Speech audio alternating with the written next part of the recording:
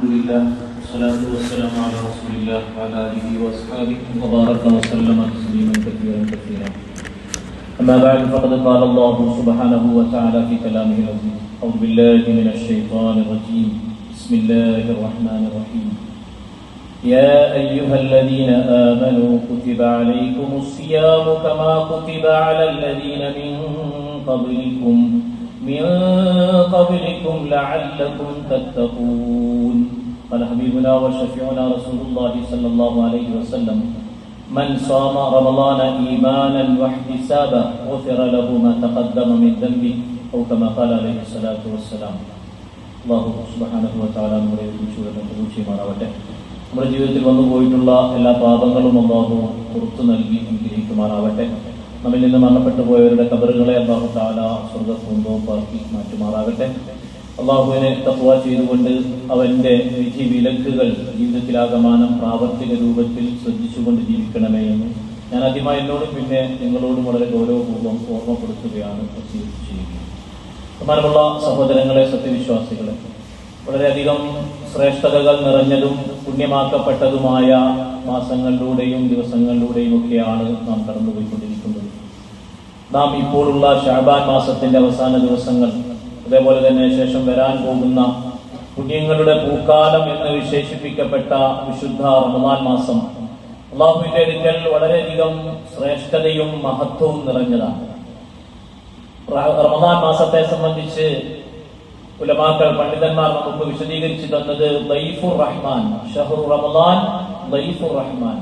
റമദാൻ മാസം അല്ലാഹുവിന്റെ ഭാഗത്ത് നിന്നും വരുന്ന ഒരു അതിഥിയാണ്. ഒരു അതിഥി നമ്മുടെ വീട്ടിലേക്ക് വരുമ്പോൾ നാം അവരെ നല്ല നിലയിൽ കൂടി സ്വീകരിക്കാൻ വേണ്ടി പല പരിശ്രമങ്ങളും നടത്താറുണ്ട്, പല തയ്യാറെടുപ്പുകളും നടത്താറുണ്ട്.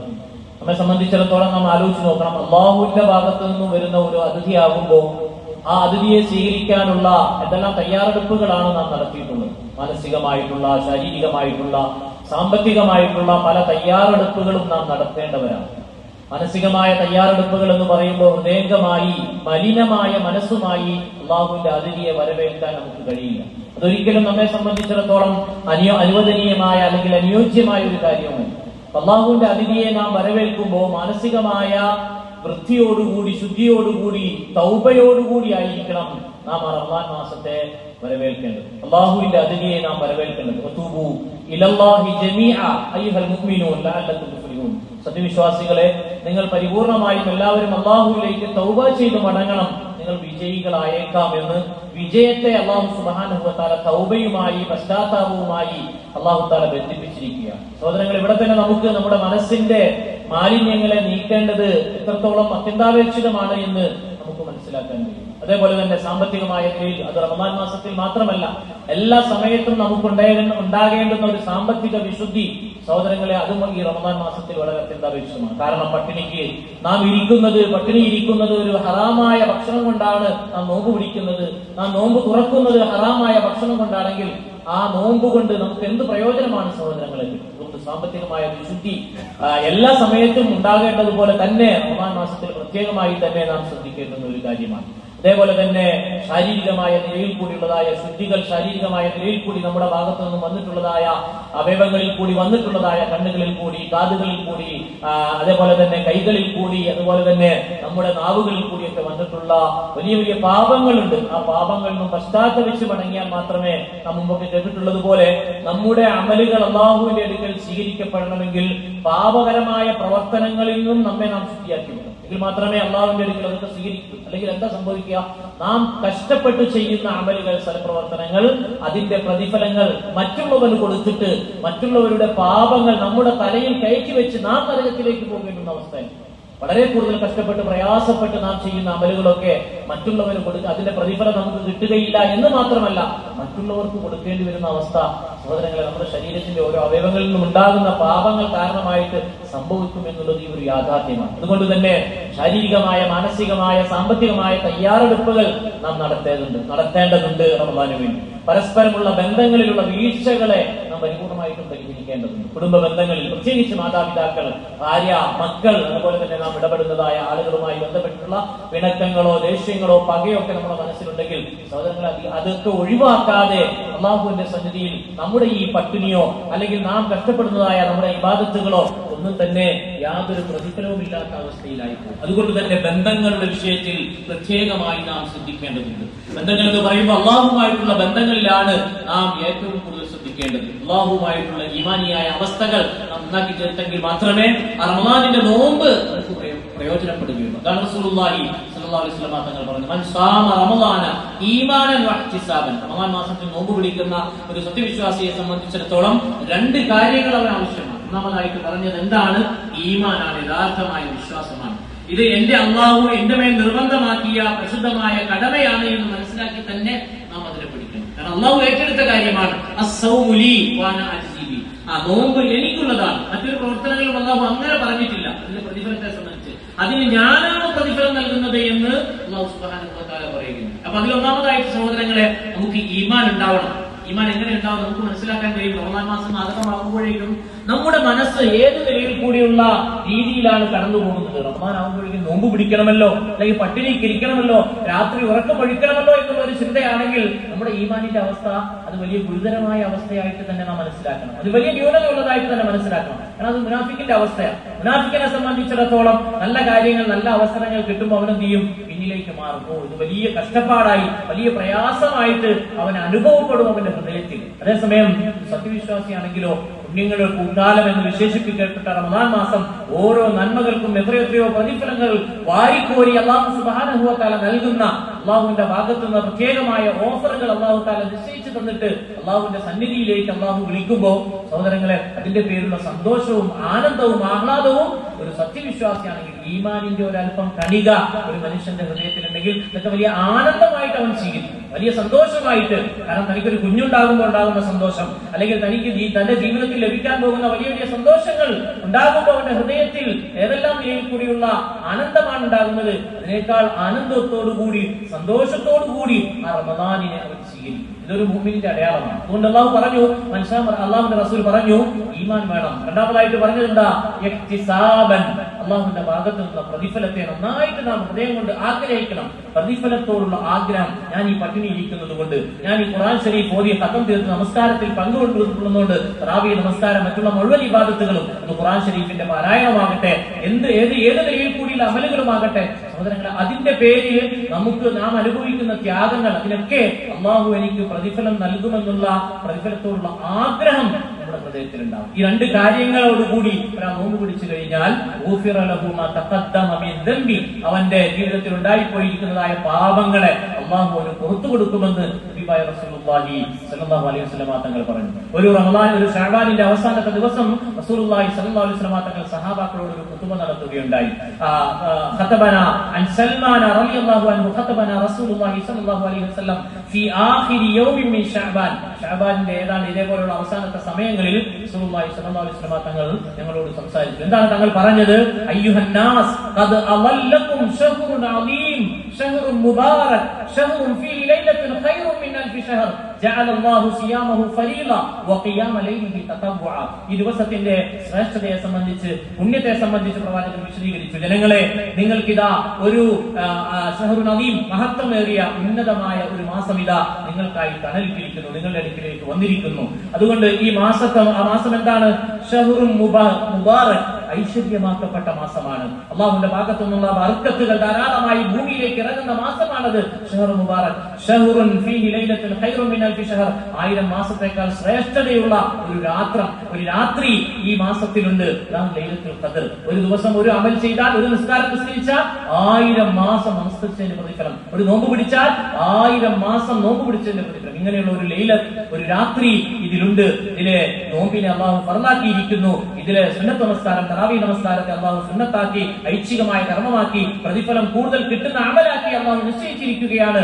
അതുകൊണ്ട് നിങ്ങൾ ആ മാസത്തിൽ നോമ്പ് പിടിക്കണം. ആരെങ്കിലും ഒരു ചെറിയ നന്മയുമായി അള്ളാഹുവിനെ കണ്ടുമുട്ടി കഴിഞ്ഞാൽ അവന് ഒരു ഫർളിന്റെ പ്രതിഫലം കിട്ടും. ഒരു ഫർളായിട്ട് ആരെങ്കിലും ചെയ്തു കഴിഞ്ഞാലോ അവന് 70 ഫർളിന്റെ കൂലി കിട്ടും. ആരെങ്കിലും ഒരു നോമ്പുകാരൻ നോമ്പ് തുറപ്പിച്ചാലോ അവന്റെ പാപങ്ങളെ അള്ളാഹു പുറത്തു കൊടുക്കും. അവന്റെ ഞെരടിയെ അള്ളാഹു നരകത്തിൽ നിന്നും മോചിപ്പിക്കും. അതേപോലെ തന്നെ അള്ളാഹു സുബ്ഹാനഹു ആ നോമ്പുകാരന് കിട്ടുന്ന പ്രതിഫലം പോലെയുള്ള പ്രതിഫലം അവന് കിട്ടും. അപ്പൊ സഹാബാക്കൾ ചോദിച്ചു, അള്ളാഹുവിന്റെ പ്രവാചകരെ, ഞങ്ങൾക്ക് എല്ലാവർക്കും ഇങ്ങനെ നോമ്പ് കുറിപ്പിക്കാനുള്ള സാമ്പത്തികമായ കഴിവുകൾ ഇല്ലല്ലോ. അപ്പൊ പ്രവാചകൻ പറഞ്ഞു, അത് മൻ ഫത്തറ സായിമൻ അലാ തംറത്തിൻ, ഒരു കാരക്കയുടെ കീറ് കൊണ്ടോ അല്ലെങ്കിൽ ഒരിറക്ക് വെള്ളം കൊണ്ടോ ഒരിറക്ക് പാല് കൊണ്ടോ ഒരാൾ നോമ്പ് കുറിപ്പിച്ചാലോ അയാൾക്കും ആ പ്രതിഫലം കിട്ടുമെന്ന് റസൂലുള്ളാഹി സ്വല്ലല്ലാഹു അലൈഹി വസല്ലം തങ്ങൾ പറഞ്ഞു. ഈ മാസത്തിൽ ആരെങ്കിലും തന്റെ കീഴിലുള്ള ജോലിക്കാർക്ക് അവന്റെ ജോലിയെ ഒരു ലഘുവാക്കി കൊടുത്തു കഴിഞ്ഞാൽ അള്ളാഹു അവന്റെ പാപങ്ങൾ പുറത്തു കൊടുക്കുമെന്നും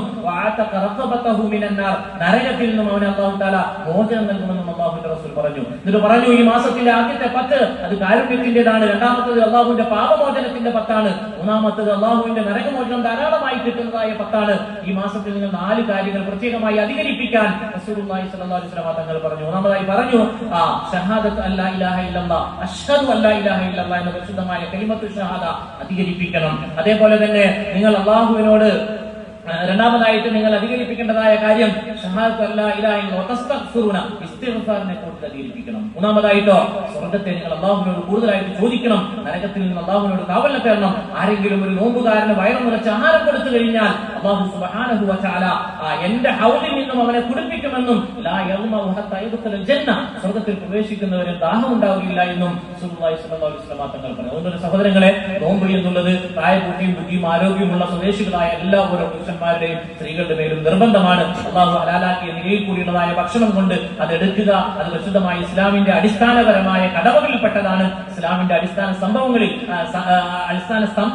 നമസ്കാരം, അതേപോലെ തന്നെ മറ്റുള്ള ഇബാദത്തുകൾ പോലെ നിർബന്ധമായ സംഗതിയാണ്. അതിനെല്ലാവരും പിടിക്കാൻ വേണ്ടി നാം ഓരോരുത്തരും തയ്യാറാകണം. അതിന്റെ നിയമങ്ങളെ പഠിക്കാനും മനസ്സിലാക്കാനും സൽക്കർമ്മങ്ങളിൽ നിരതരാകാനും നാം ഓരോരുത്തരും ധാരാളമായി പരിശ്രമിക്കേണ്ടതുണ്ട്. അല്ലാഹു സുബ്ഹാനഹു വ തആല നാം ഓരോരുത്തർക്കും യഥാർത്ഥമായ നിലയിൽ കൂടി വരാൻ പോകുന്ന ഓരോ ദിവസത്തിന്റെയും മഹത്വവും പുണ്യവും മനസ്സിലാക്കി ആ ദിവസത്തിന് വേണ്ടി നല്ല നിലയിൽ കൂടി തയ്യാറെടുക്കാൻ, അല്ലാഹുവിലേക്ക് ഖേദിച്ച് മടങ്ങി ആ ദിവസത്തെ സന്തോഷത്തോടു കൂടി വരവേൽക്കാൻ നാം ഓരോരുത്തർക്കും തൗഫീഖ് നൽകി അനുഗ്രഹിക്കുമാറാവട്ടെ. വഖു ദഅവാനാ അൽഹംദുലില്ലാഹി റബ്ബിൽ ആലമീൻ. അസ്സലാമു അലൈക്കും വറഹ്മത്തുള്ളാഹി.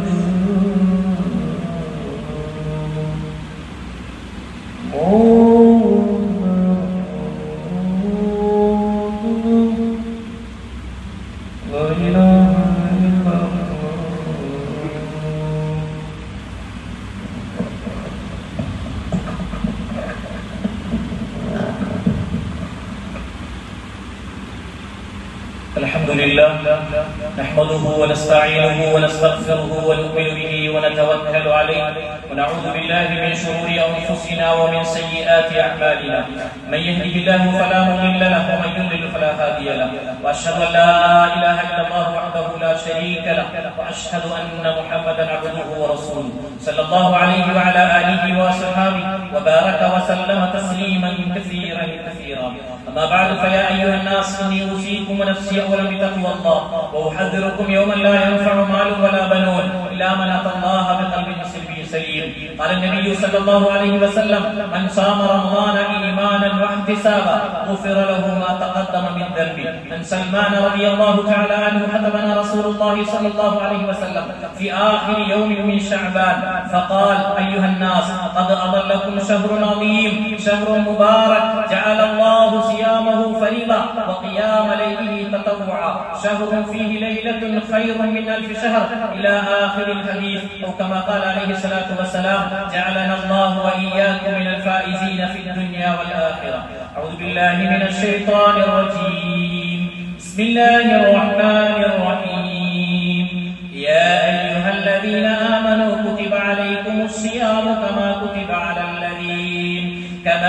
على الذين من قبلكم لعلكم تتقون. بارك الله لنا وإياكم ولكم بالقرآن العظيم، ونفعنا وإياكم بالآيات والذكر الحكيم، وعصمنا وإياكم برحمته من الشيطان الرجيم، إنه تعالى جواد كريم وهو رؤوف رحيم. يا أيها الذين آمنوا اتقوا الله وقولوا قولا سديدا يصلح لكم أعمالكم ويغفر لكم ذنوبكم، ومن يطع الله ورسوله فقد فاز فوزا عظيما.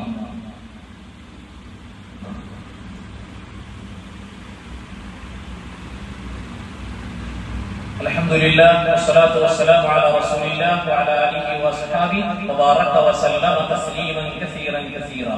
أما بعد، فيا أيها الذين آمنوا اتقوا الله حق تقاته ولا تموتن إلا وأنتم مسلمون، واعتصموا بحبل الله جميعا، إن الله وملائكته يصلون على النبي، يا أيها الذين آمنوا صلوا عليه وسلموا تسليما. اللهم صل على محمد وعلى آل محمد كما صليت على إبراهيم وعلى آل إبراهيم إنك حميد مجيد. اللهم بارك على محمد وعلى آل محمد كما باركت على إبراهيم وعلى آل إبراهيم إنك حميد مجيد. اللهم ارض عن أشرف الخلفاء الراشدين أبي بكر وعمر وعثمان وعلي رضي الله تعالى عنهم، وعن بقية أصحاب رسول الله رضوان الله تعالى عن كل واحد منهم أجمعين. اللهم اغفر للمؤمنين والمؤمنات والمسلمين والمسلمات الأحياء منهم والأموات. ربنا آتنا في الدنيا حسنة وفي الآخرة حسنة وقنا عذاب النار. ربنا اصرف عنا عذاب جهنم إن عذابها كان غراما إنها ساءت مستقرا ومقاما. اللهم إنا نستغفرك ونتوب إليك، اللهم إنا نستغفرك ونتوب إليك، اللهم إنا نستغفرك ونتوب إليك. اللهم بارك لنا في رجب وشعبان وبلغنا رمضان، ووفقنا فيه للقيام والصيام وتلاوة القرآن. اللهم اغفر للمؤمنين والمؤمنات. ربنا اغفر لنا ولإخواننا الذين سبقونا بالإيمان، ولا تجعل في قلوبنا غلا للذين آمنوا ربنا إنك رؤوف رحيم. عباد الله رحمكم الله، إن الله يأمر بالعدل والإحسان وإيتاء ذي القربى وينهى عن الفحشاء والمنكر والبغي يعظكم لعلكم تذكرون، ولذكر الله أكبر، الله يعلم ما تصنعون.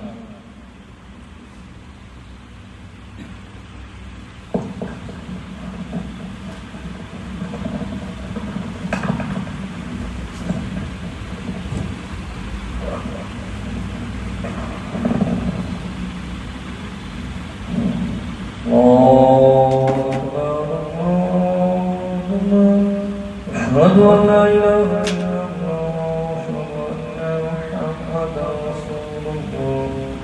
حي على الصلاة وعلى الفلاح، قد قامت الصلاة قد قامت الصلاة.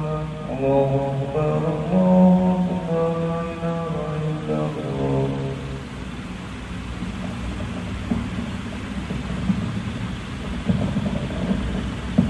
سووا صفوفكم رحمكم الله. اللهم